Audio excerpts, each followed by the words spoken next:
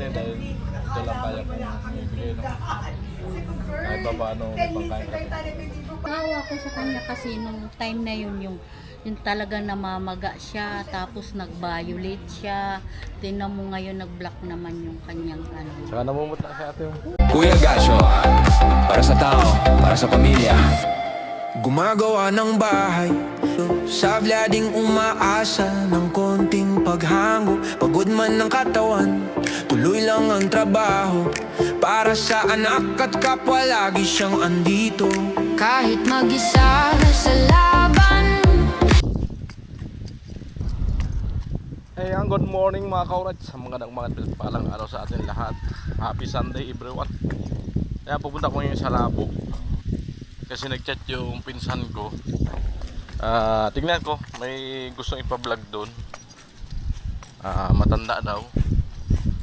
Kaya natin. So, ma-vlog natin. No? Tapos may dadaanan din ako para siyang lakad lang. So, di ako nagtrabaho ngayong linggo kasi masakit yung balikat ko, no.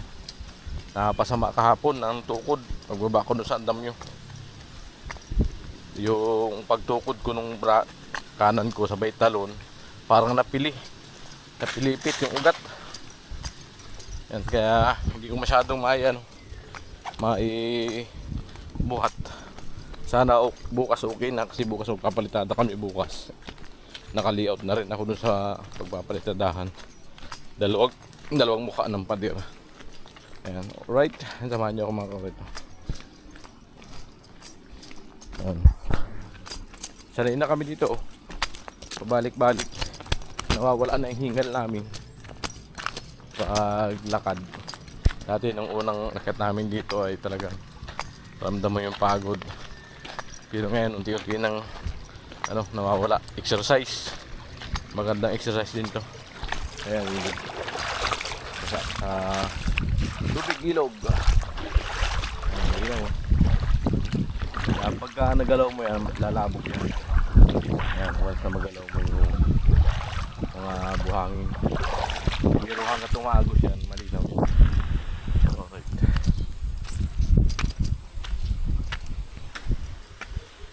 Ayan, samahan nyo ako doon sa iba vlog ko.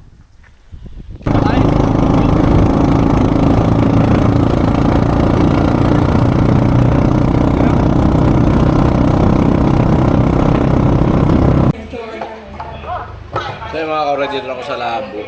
Bali, sinid na sa akin ipinsan yung picture nung pinapa-vlog niya, no, ito.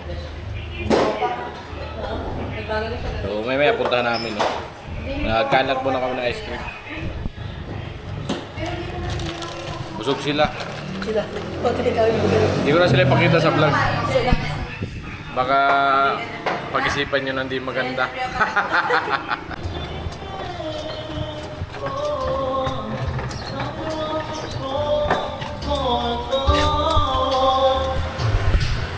So yung mga kaulay, papunta ako doon sa doon sa sinasabi ni Insan, no? Yan. Try natin kung ano yung pwede natin maitulong. Yung kaya lang natin. Wala pa naman tayo malaking budget para tumulong sa kapwa.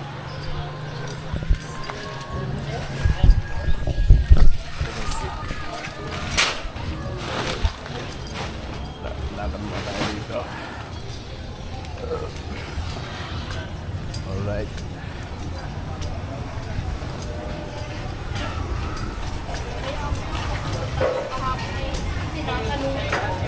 Pwesto.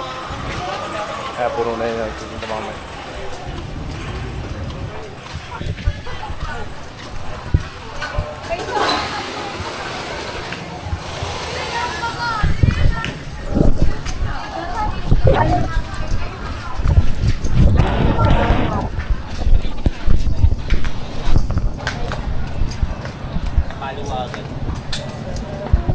Ay ko. Batanggad talaga. Oh. Thank you. Pero kung pinatanong namin parang ayaw na. Pero kung pinatanong namin parang ayaw na. Bis na! Bis na tayo.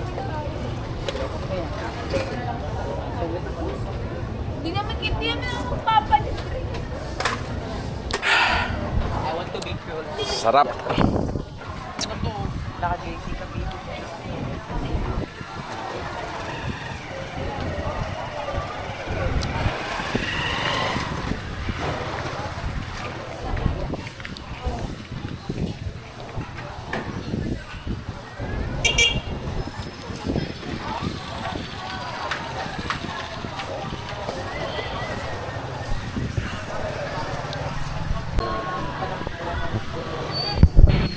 So dito sa Insano, bali, nilapit nga sa akin din sa Pwede natin kung ano yung pwedeng maitulong. So, hindi man tayo nangangako. Kaya natin. Saan ba na?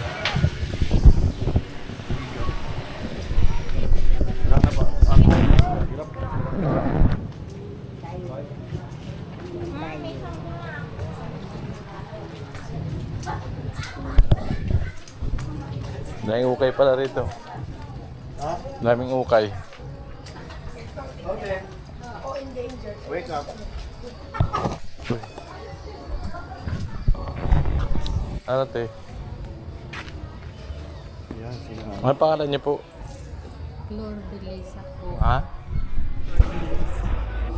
Flor de Lisa.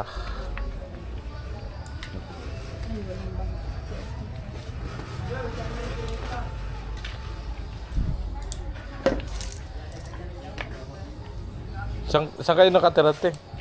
Dito po sa dati, katira po kami sa sakyan. Bakyat. Tapos, nung mag-aaral ako, anak ko. Palang po sa barangay niya. Kasi dyan nakakaroon sa Saan bahay niyo rito? Sa barangay ito? nangangarap na lang po. Anong problema niyo po? Minsan po nangihina ako. Kulang po ako sa pambili ng gamot. Anong trabaho ng anak niyo? Wala pa po nag-aaral. Ilan taon na? 11. 11 years old. Ilan ang anak niyo? Ang anak ko po ay bali 5. May anak ko sa ulo. Ah, di na kayo nagkikita. Hindi na po. Hindi na po nila. Hindi na po. Ano? Hindi na po pinagkakit ng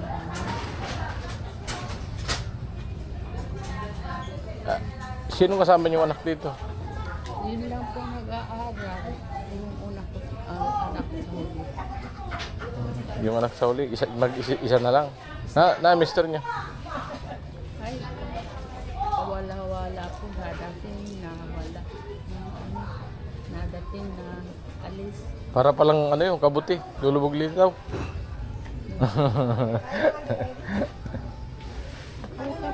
Sige lang, papatangkad pa ako eh. Tama na po yan, tangkad na. Hindi, mababa pa.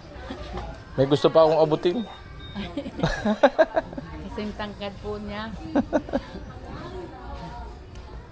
Yan ang hanap buhay niyo. Yun ang maramanicure po ay nawala pa yung Ah, nagmamanicure. Sa araw, siguro, ano na yung isang beses. minsan nga, pag magaragandang bintak, kahit di ako nakapamanicure, papamanicure na lang. Dito po ako lagi. Di sarili sikap ko pagkuparal sa anak ko. Po, para bukas katulad bukas. Ilan taong ka na na? Malapit na mag-senior. Grade 11 pala yung anak ko. Siya nag-aaral. Sa dalas. Anong pangalan? Judy po. Babae? Babae. Ay, hindi po. Ah, lalaki. Judy. Bukas nga, pasokan na naman. Anong sakit yun eh? Po, alam.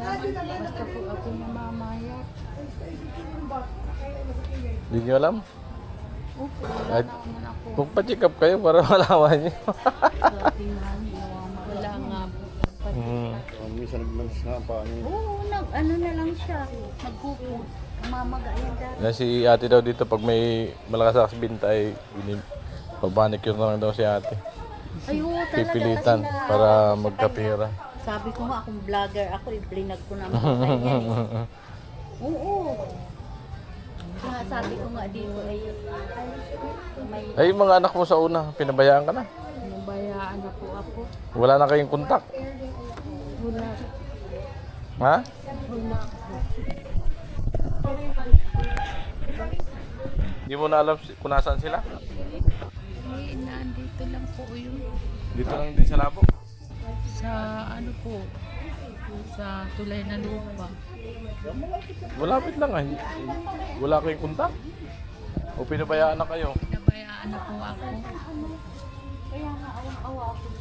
Eh baka sobrang tampo dahil nagpamilya ka ng bago. Hindi naman po ako nauna. Ha? Hindi po ako. kilala ko yan. Wala nang mag-asawa yan. Oo. Dito na ako halos man.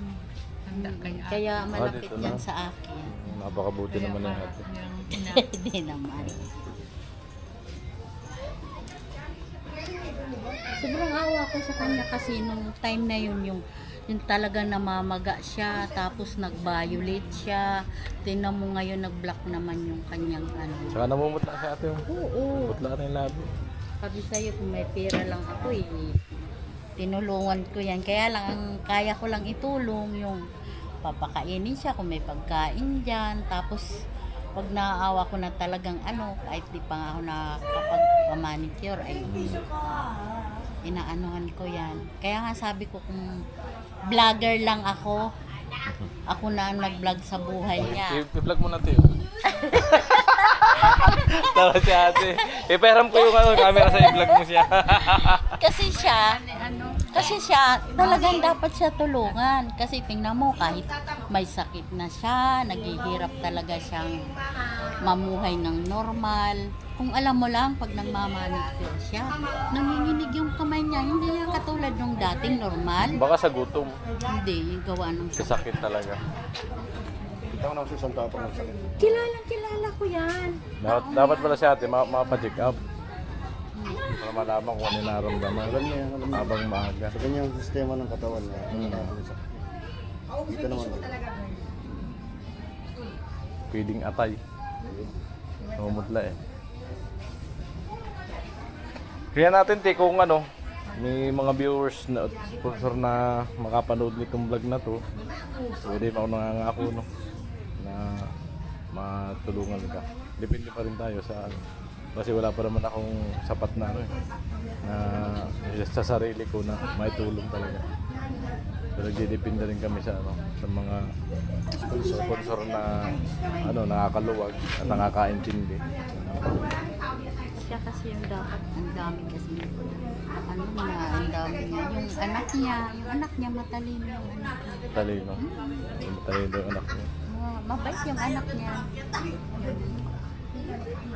Nagsisikap pati mag-aral yung kanyang anak. Hindi ko yun na-absent. Pinagtang ko nga po yung sa school at nag-alala ako baka magpatkada. Hindi. Ano siya? Ano sa kanya mag-aral si Kevin. Basta siya yung Pero nakakain na kayo? Kumain na? pangkain. Akala ko busog ka kanina. May Ganap pagkain na ka kayo ng dyan. Kahit mag-ano ng ano. Isang araw sa Nagkain siya. minsan, wala. Maglisan. Paano yung pangarap? Kaya nga kahit siya nahihirapan, nagpipilit talaga siya na maghanap buhay. Kahit hirap akong maglakad po. Dahil kasi malakas naman siya. Wala pa siyang pakiramdam. Nagkapa nga ako din ate baga sa card. Kailan?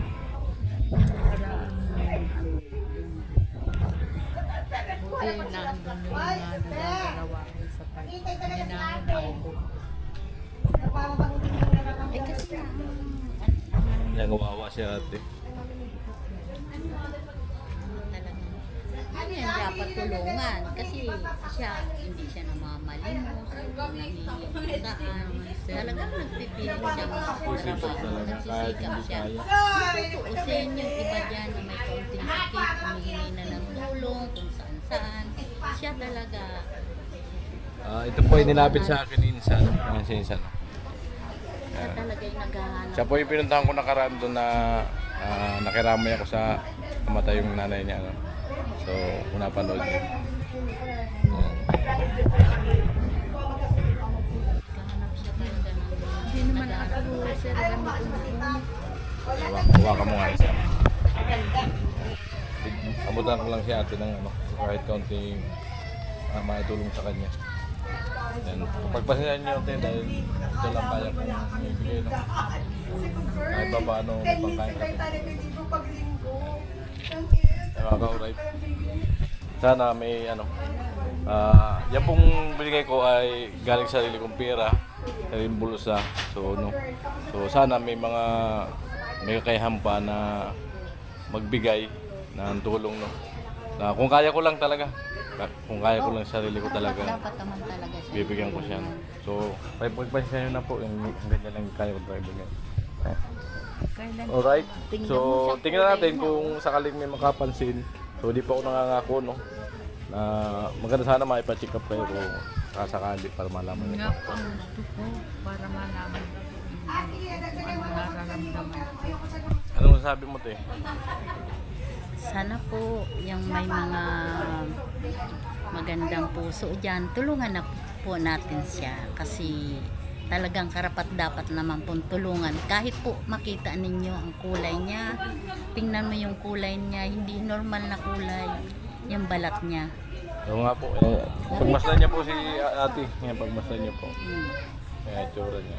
Namumutla. Tingnan mo, maputla siya na Galing sa manas. ano, violet. So, masasabi mo, te? Ano ka, nawagan ka, makita ng kung sino man yung mga taong Yung mga taong may puso, may awa sa akin, sana tulungan niyo ako. Nakikita ko na nila.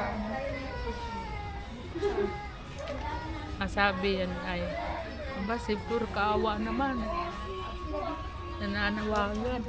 sige na, kasi hindi ka naman nangingi ng kung ano talagang grupo. Hindi Para ko isipin yung sa- sinasabi ng iba. Oo. Kasi hindi naman sila nakakatulong. Hindi ka naman ang hihingi ng kung sa ano gagamitin.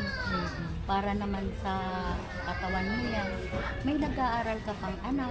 Na kung pang Nga, hindi ko na nga po sabi ko nga doon sa anak ko na hindi ka mapaaral ng grade 12. Ay, ayaw ko ano mama. Mga grade 12 anya ako. Ano, mabait ang anak niya. ma-isda pa nga ako. Sabi ko, "Sige, paano niya tayo makaahon sa hirap?" Hirap po talaga minsan walang tanghalian. Pasalamat ka sa kanya din sa binigay. Thank you po. Thank you very much po sa binigay ni Sir. Malaking tulong na po sa akin. Makabili na po ako ng kahit kunting gamot. So, ayan po, no. Bali, malit na halaga yan, pero para sa kanya napakalaking halaga yan sa mga tulad na kababayan natin talagang walang-wala, no. Walang mapagbalingan ng ibang pagkakitaan. So, napakalaking bagay po niyan. Yan. Lalo na po kung talagang Matulungan natin. manggagaling sa inyo sa mga sponsor na mapabigyan siya kahit maliit na halaga po, no. Mga barya nyo dyan ay Maliit. sobra-sobra ay pag naipon natin yan ay malaking tulong po yan.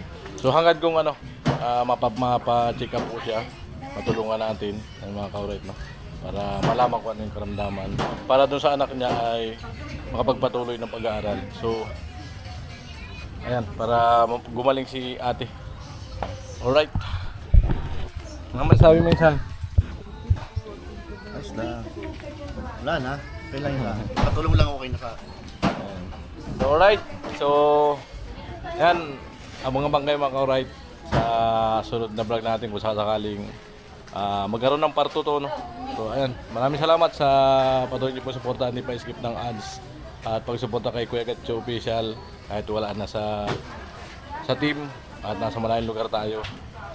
Maraming salamat at nandiyan pa rin po kayo nakasuporta. I love you. Bye-bye.